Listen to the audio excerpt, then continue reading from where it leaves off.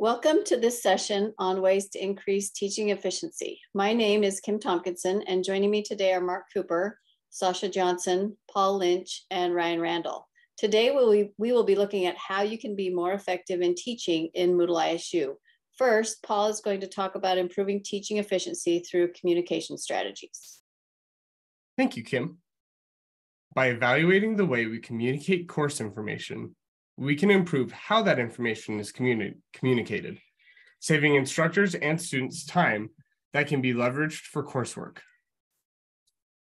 First is our syllabus template. With our syllabus, having a syllabus that is updated and accurate is imperative to establishing course procedures and policies. If your syllabus is also in your course LMS, the ITRC can provide a syllabus template that can be modified to fit your course's needs. Announcements. If you need to reach out to your whole class, instead of creating and leveraging an email list, you can directly connect with your students by posting an announcement in your course. With these announcements, you can develop and push them on an as-needed basis, or you could create an announcement bank in a Word document and copy and paste announcements and post them when needed, or you can schedule announcement posts. Orientation and navigation videos. By providing an orientation or navigation video, you can directly guide students through the general course workflow and show them where course-specific resources are located, with the goal of reducing questions about where resources or activities are located. An academic exchange forum and frequently asked questions guide, or an FAQ. An approach you could take to developing an FAQ guide is to start by creating an academic exchange forum. This public forum serves as a focal point for students to ask course-related questions. As the semester progresses, you can use these questions to develop or update a course FAQ guide. By doing this, the students are essentially developing your FAQ whenever your course is taught. Bridge videos. Bridge videos are videos that summarize the previous week's content and introduces the current week's content. By doing this, instructors can explicitly communicate connections in subject matter content to their students. And student feedback. By soliciting and incorporating student feedback as a part of the course, you can adjust specific aspects of your course to continuously improve communication and to also improve your own teaching efficiency. Next, I'm going to pass it off to Ryan, who's going to discuss improving efficiency and student interaction. Great, thanks, Paul. So here we're going to talk about different ways that students can interact with each other, which will help improve your own teaching efficiency. So one way that students can help you out is by having students do peer review. One way this can be done is through workshops where students might grade each other's drafts or give formative feedback while also giving grading. Another option would be for students to grade each other, also through workshops, but you could have that instead be more on a final product of the artifact that's being produced. You might also consider doing discussion forums. That's another way for students to grade each other's input, but it's a little bit more difficult to set up than the workshops tend to be. But depending on the level of the course and how many you have, please reach out to us in ITRC and we can help you set that up if you feel it's appropriate for your course. Another great way to have students help you out as the instructor is for students to create materials. And there are many ways this can be done, and it can be done at varying degrees of the Bloom's taxonomy of levels of thinking. Students can help you create lessons by coming up with questions or by actually assigning them to say, if you were teaching this to someone else, what would you have them learn? You can have students help create textbooks. There are many OER examples of this. This could help you if you're planning to create a textbook yourself. Having students help write it is an excellent approach.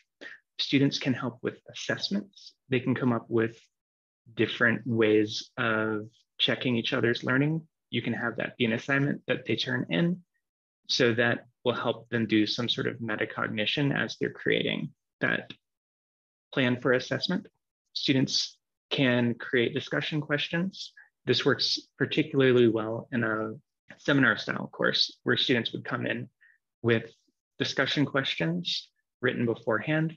They can also take charge of the discussions themselves, depending on the classroom format. So all of these different things will allow you to focus more on student development and giving the sorts of response that you as the instructor with your expertise can give, while letting students take a bit more agency in their own learning and also help each other learn in a new, different way. Next, Mark will let us know more about improving teaching efficiency through course design and content. Take it away, Mark. Thanks, Ryan. Okay, improving your teaching efficiency through course design and content. The best way to improve your teaching efficiency is to be proactive. And this starts with becoming proficient with the use of Moodle, our learning management system. And in doing so, seek out help from the Instructional Technology Resource Center, the ITRC, and we're here to help you. Take advantage of helpful resources such as TigerTracks, and there is a section within TigerTracks that is for faculty, which you can access TigerTracks articles that are specifically geared towards faculty and instruction. And build as you go. We said the best way to improve your teaching efficiency is to be proactive and have your course ready before the start of the semester. But we all know that that's not always possible or realistic. So use the show and hide feature settings to open your course 1 week at a time or one module at a time, depending on your course design. And this will allow you to build your course as you go. Next, we'll talk a little bit about consistency and organization in your course design. And good organization is good teaching. So think through the design of your course and organize it in a logical way. Use labels to organize your course module. I'm going to provide an example here where we have the course module, and I used labels here to organize the course. And then underneath these would be your activities and resources. And this makes it a little bit more visually appealing to students, and they're able to, at a glance, look and be able to understand where to go and what they're doing. Create learning guides.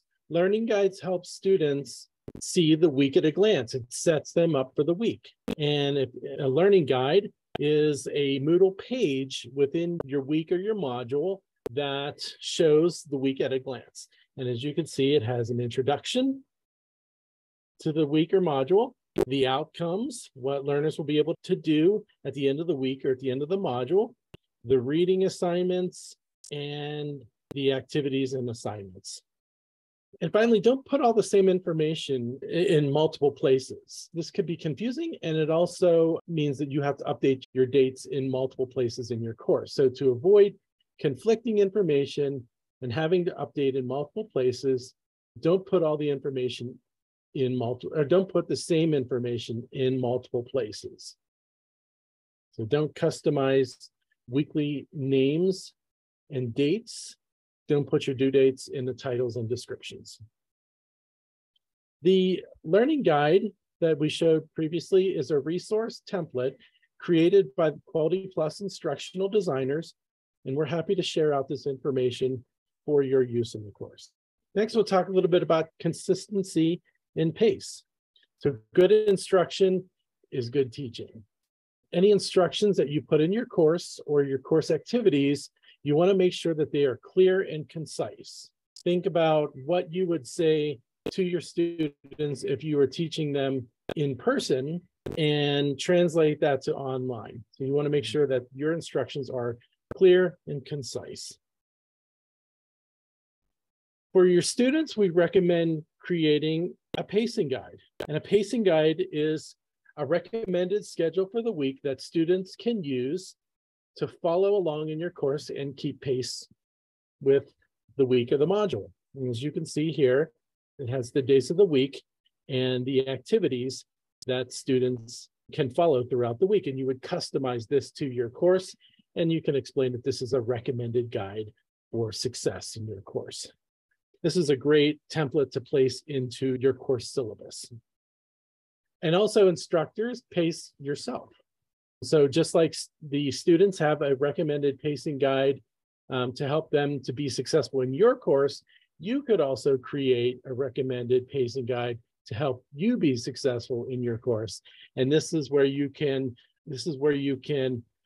designate your grading times, times that you're available for questions and answers, times that you'll check email. And this will help you keep pace so that you're not, at the end of the week struggling to catch up in your grading and responding to students.